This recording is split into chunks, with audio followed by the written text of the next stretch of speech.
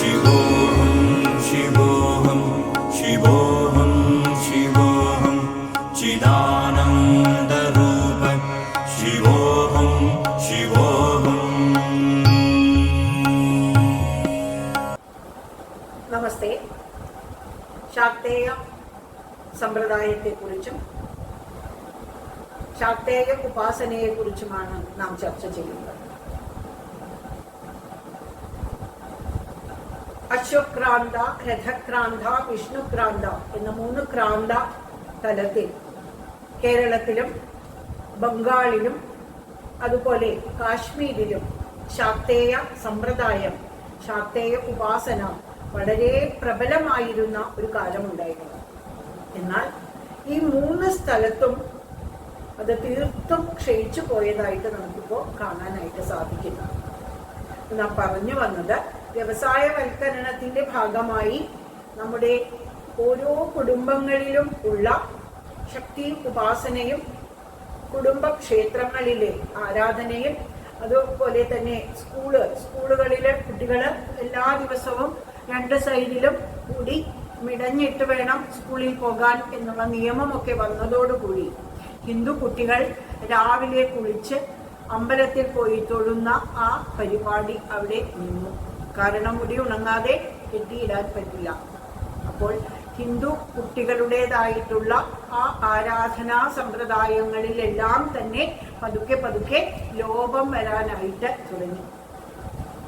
ഈ ശാക്തേയ ഉപാസന എന്ന് ലോപം വന്നുവോ അന്നു മുതൽ തുടങ്ങി നമ്മുടെ ഭാരതത്തിന്റെ ഉള്ളിൽ ഉള്ള അന്തഛിദ്രങ്ങൾ, കുടുംബങ്ങളിലുള്ള അന്തഛിദ്രങ്ങളെ നമുക്ക് എടുത്തു നോക്കിയാലായിട്ട് കാണാൻ സാധിക്കും. ഓരോ കുടുംബത്തിലും ഏത് കുടുംബത്തിലായാലും അവിടെ സ്ത്രീകൾക്ക് പറയുവാനുള്ളത് പരാതികൾ മാത്രമായിട്ട് തീരുന്നു. കുട്ടികളെ നോക്കാനായിട്ട് ജോലിക്ക് പോകണം, കുട്ടികളെ നോക്കണം. അത്തരത്തിലുള്ള പരാതികളുടെ അമ്മമാരുടേതായിട്ടുള്ള ആ സംഘർഷം, അത് എല്ലാം തന്നെ ഇന്നത്തെ സമൂഹത്തെ വല്ലാതെ ബാധിച്ചിരിക്കുന്നു. ഏറി വരുന്ന വിവാഹമോചന കേസുകൾ, ഇതെല്ലാം തന്നെ ശാക്തേയ ഉപാസനയുടെ ലോപം കൊണ്ട് ഉണ്ടായതാണ്. ആദിപരാശക്തിയായ ദേവി എന്നു മുതൽ നമ്മുടെ എല്ലാം കുടുംബങ്ങളിൽ നിന്നും ജീവിതത്തിൽ നിന്നും പതുക്കെ പിൻവാങ്ങാൻ തുടങ്ങിയോ അന്നു മുതൽ തുടങ്ങി നമ്മുടെ കുടുംബങ്ങളിൽ ഉള്ള അന്തഛിദ്രങ്ങൾ. അതെല്ലാം നമുക്ക് തിരിച്ചു പിടിക്കുക എന്നതാണ് നമ്മുടെ സമൂഹത്തെയും നമ്മുടെ കുടുംബത്തെയും എല്ലാം തന്നെ നമുക്ക് തിരിച്ചു പിടിക്കുകയും അതിനെയെല്ലാം പൂർവാധികം പ്രബുദ്ധമായി നിലനിർത്തുകയും ചെയ്യേണ്ടത് ആവശ്യമാണ്.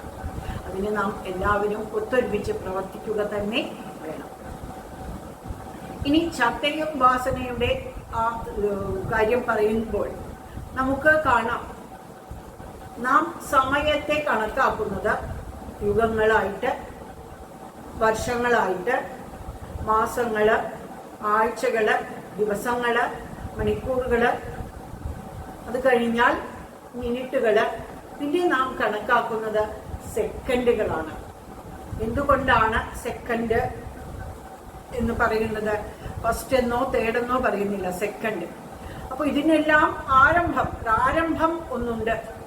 ആ പ്രാരംഭത്തിനെയാണ് നാം ഭദ്രകാളിയായിട്ട്, കാലമായിട്ട് കാണുന്നത്. കാലം, കാലി, കാളി. ഓരോ ജീവന്റെയും കാലത്തെ, അവന്റെ ആ ജീവിത കാലത്തെ മുഴുവനും മംഗളകരമാക്കി തീർക്കുന്നത് ആരോ, അതാണ് കാളി, ഭദ്രകാളി. ഭദ്രമാക്കുക, മംഗളകരമാക്കുന്നതാണ്, മംഗളകരമാക്കുന്നവളാണ് കാളി. അങ്ങനെയുള്ള കാളി ഉപാസന ഏറ്റവും കൂടുതലായിട്ട് നിലനിന്നിരുന്നത് കേരളത്തിലും പശ്ചിമ ബംഗാളിലും അതുപോലെ കാശ്മീരിലുമായിരുന്നു. അതെല്ലാം ലോപം വന്നുപോയി. ഇനി നമുക്ക് ആദിപരാശക്തിയുടെ ഉപാസനയ്ക്ക് ഏറ്റവും മുന്നിലായിട്ട് നാം കാണുന്നത് ശ്രീചക്ര ഉപാസനയാണ്, മഹാമേരു ഉപാസനയാണ്. ഈ മഹാമേരു ഉപാസനയിലൂടെ മഹാമേരുവിൻ്റെ ആ സ്ട്രക്ചർ നോക്കുമ്പോൾ അതാണ് ദേവിയുടെ ഒരു ചതുർമാന ഭാവം. അത് കാണിച്ചു തരാം, മഹാമേരു കാണിച്ചു തരാം. ആ മഹാമേരു ഉപാസനയിലൂടെ നമുക്ക് സാധ്യമാകുന്നത്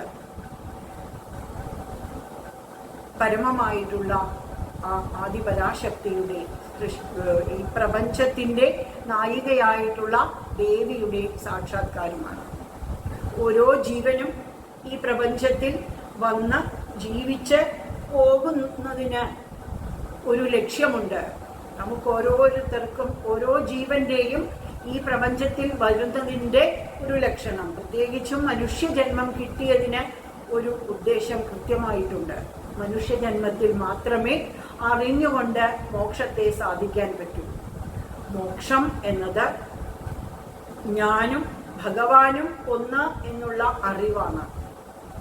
ഞാനും ഭഗവാനും രണ്ട് എന്നുള്ള അറിവല്ല, രണ്ടും ഒന്നാണ്. ഞാനും ഭഗവാനും ഒന്ന് എന്നുള്ള അറിവാണ് മോക്ഷം. നായ നിന്നേഹ രണ്ടെന്നു കണ്ടളവിലുണ്ടായൊരിണ്ടൽവതമിണ്ടാവതല്ല മമ. പണ്ടേ കണക്കെ വരുവതിന് നിൻ കൃപാവലികൾ ഉണ്ടായി വരണം. അത് ഭഗവാനും ഞാനും ഒന്ന് എന്നുള്ള ആ സാക്ഷാത്കാരത്തിലേക്ക് എത്തണമെങ്കിൽ എനിക്ക് ഭഗവാന്റെ കൃപാവലികൾ തന്നെ വേണം. ഈ ഭഗവാന്റെ കൃപാവലികൾക്കായിട്ട് ഞാൻ എവിടെ പോകണം? ഈ ഭഗവാനും ഈ കൃപാവലികളും ഈ സാക്ഷാൽ ചൈതന്യവും ഞാനും എല്ലാം ഒന്നു തന്നെയാണ്. എല്ലാം ഇരിക്കുന്നത് എൻ്റെ ഉള്ളിൽ തന്നെയാണ്. അപ്പോൾ ഞാൻ തന്നെയാണ് ആ ചൈതന്യം. അതിന് ഞാൻ എന്നെ തന്നെ ഒന്ന് തയ്യാറാക്കി എടുക്കേണ്ടതായിട്ടുണ്ട്. ആ തയ്യാറാക്കി എടുക്കലാണ് ഈ ഉപാസനകളെല്ലാം തന്നെ. ഈശ്വരൻ, ജീവൻ, ജഗത്ത്, ഈ മൂന്ന് ത്രിപുടികളിൽ ഈശ്വരനിൽ ജഗത്താകുന്ന മായ കലരുമ്പോഴാണ് ജീവനായിട്ട് മാറുന്നത്. അപ്പോൾ ആ മായയെ അങ്ങോട്ട് അകറ്റിയാൽ തിരിച്ച് ഈശ്വരനാണ്. മായ എന്നത് ഈ പ്രപഞ്ചത്തിൽ ഉള്ള നാമരൂപങ്ങളുള്ള എല്ലാം തന്നെ മായകളാണ്. സാധാരണ മനുഷ്യർക്ക് അല്പം മായാസമൃദ്ധമായിട്ടുള്ള ജീവൻ നയിക്കുന്ന ഒരു മനുഷ്യന്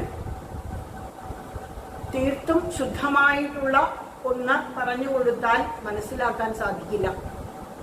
കാരണം മായയിലാണ്. അപ്പോൾ മായാവൃതമായിട്ടുള്ളതിലൂടെ മാത്രമേ മനസ്സിലാക്കുവാൻ സാധിക്കൂ എന്നതുകൊണ്ട് അവതാരങ്ങളെല്ലാം ഉണ്ടായി. മഹാവിഷ്ണുവിൻ്റെ അവതാരം, നാമവും രൂപവും ഉള്ള മഹാവിഷ്ണു, ആ മഹാവിഷ്ണു ആകുന്ന പരമാത്മ ചൈതന്യത്തെ അല്പം മായ കലർത്തി പറഞ്ഞപ്പോൾ നമുക്ക് മഹാവിഷ്ണു എന്ന് മനസ്സിലായി.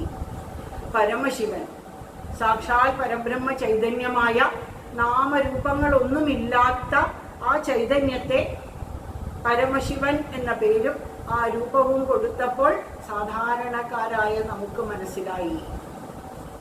ഈശ്വരനെ അറിയാൻ ഇന്ദ്രിയാതീതമായിട്ട് പോകണം. നമുക്ക് ഭഗവാൻ തന്നിട്ടുള്ള ഈ 5 ജ്ഞാനേന്ദ്രിയങ്ങളും കർമ്മേന്ദ്രിയങ്ങളും ഉപയോഗിച്ചുകൊണ്ട് ഈശ്വരനെ അറിയുവാനായിട്ട് സാധിക്കില്ല. അതിന് ഇന്ദ്രിയാതീതമായിട്ട് പോകണം. ഇന്ദ്രിയങ്ങൾക്ക് മനസ്സിലാക്കാൻ കഴിയുന്നത് ഈ പഞ്ചഭൂതങ്ങളിൽ നിന്നും പഞ്ചഭൂത തന്മാത്രകളിൽ നിന്നും വരുന്ന വിഷയങ്ങളെ ഇന്ദ്രിയങ്ങളിലൂടെ അകത്തു വരുമ്പോൾ അതിനെ മാത്രമേ മനസ്സിലാക്കുവാൻ നമുക്ക് മനുഷ്യർക്ക് സാധ്യമാവുകയുള്ളൂ. അതിനപ്പുറത്തേക്ക് പോകാനായിട്ട് നമുക്ക് സാധിക്കണം. അതിനു വേണ്ടിയിട്ടാണ്. അപ്പോൾ മായയെ നീക്കണം. മായയെ നീക്കിയാലാണ് നമുക്ക് നമ്മിലുള്ള അസുഖത്തെ അനുഭവിച്ചറിയുവാനായിട്ട് സാധിക്കുകയുള്ളൂ. മായയെ നീക്കുവാനാണ് ഉപാസനകളെല്ലാം തന്നെ. അപ്പോൾ ഉപാസന എന്ന് പറയുമ്പോൾ എന്താണ്? നമ്മുടെ ജീവിതത്തിൽ വന്നിട്ടുള്ള പലതിനെയും അല്പാൽപമായിട്ട് വേണ്ട എന്ന് വെക്കുക. അല്ലാതെ ഒരുപാട് കൂട്ടിച്ചേർത്ത് സന്യാസം എടുക്കുമ്പോൾ ഉണ്ടായിരുന്നത് ഒരു 2 വസ്ത്രമാണ്. ഇപ്പോൾ സന്യാസം എടുത്ത് 10 വർഷം കഴിഞ്ഞപ്പോൾ എൻ്റെ അലമാരിയിൽ വസ്ത്രങ്ങളുടെ ഒരു ഘോഷയാത്രയാണ്. ഒരു അലമാരി തികയാതെ വന്നു, 2ഉം 3ഉം അലമാരികളായി. ഇതല്ല ഉപാസന. ഉപാസന എന്നത് നമ്മിലേക്ക് വന്നു ചേരുന്നതിനെ നിങ്ങൾക്ക് സ്വീകരിക്കാം. നമ്മുടെ സുഖസൗകര്യങ്ങൾ തേടി നാം പോകാതെ ഇരിക്കണം. വന്നു ചേരുന്നതിനെ മാത്രം അനുഭവിക്കുക. അതിനായിട്ട് അലഞ്ഞു നടക്കാതെ നമ്മിൽ ഉള്ള ആ മായയെ മനഃപൂർവമായിട്ട് നീക്കുവാനായിട്ട് നമുക്ക് സാധിക്കണം. അതിന് ഉപാസനയാണ് മാർഗം. ആ ശാക്തേയ ഉപാസനയിലൂടെ നമുക്ക് ഓരോ വ്യക്തികൾക്കും ആ ദേവിയുടെ അനുഭവം സ്വയം അനുഭവിച്ചറിയുവാനായിട്ട് സാധിക്കണം. മായ എന്ന് പറയുമ്പോൾ നമുക്ക് ഏറ്റവും കൂടുതൽ മായയുടെ അനുഭവം ഉണ്ടാകുന്നത് ഗൃഹസ്ഥാശ്രമത്തിലാണ്. അതിനെക്കുറിച്ച് നമുക്ക് അടുത്ത ഒരു വീഡിയോയിലൂടെ പറയാം. ഇന്നത്തെ വീഡിയോ നാം ഇവിടെ സമർപ്പിക്കുന്നു.